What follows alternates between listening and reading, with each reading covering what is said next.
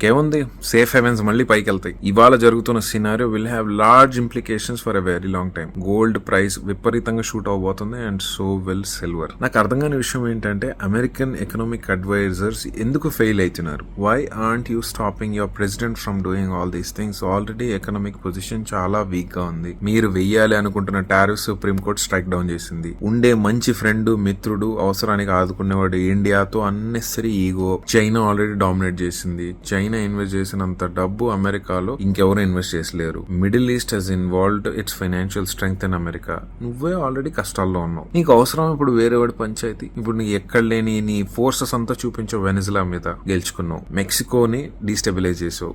Rumour is that your involved. ఇప్పుడు పోయి Iran మీద పడ్డావు. వాళ్ళు ఊరుకోరు.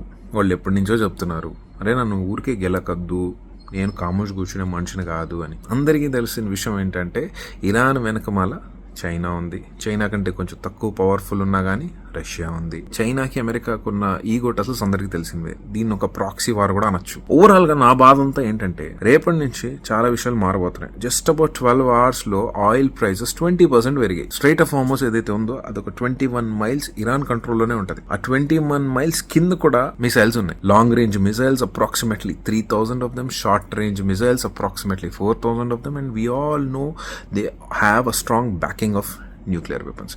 And history has told us clearly what happened when countries decided to use nuclear weapons back in 1940s.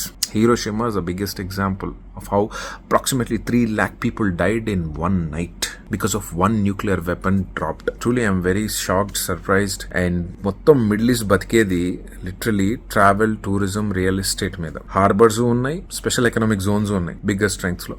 అన్నిటి మీద దెబ్బ పడింది. ఎందుకు దెబ్బ పడిందంటే ఈ మిడిల్ ఈస్ట్ మొత్తం అమెరికాకి ఎయిర్ బేసెస్ సప్లై చేస్తుంది. వాళ్ళ స్టాఫ్ అక్కడే ఉంటుంది, క్వార్టర్స్ అక్కడే ఉంటాయి, వాళ్ళ ఎయిర్ క్రాఫ్ట్స్ అక్కడే ఉంటాయి. ఈయన పోయి ఎయిర్ బేసెస్ ని అటాక్ చేసి ఇప్పుడు అక్కడి నుంచి పెద్ద పెద్ద విమానాలన్నీ బయలుదేరి వచ్చేసాయి. B-52 బాంబర్డ్స్, గెరాల్డ్ అన్ని తీసుకొని బయలుదేరారు. ఎంత టైం పడుతుంది మరి లాంగ్ రేంజ్ మిసైల్స్ రిలీజ్ చేస్తే?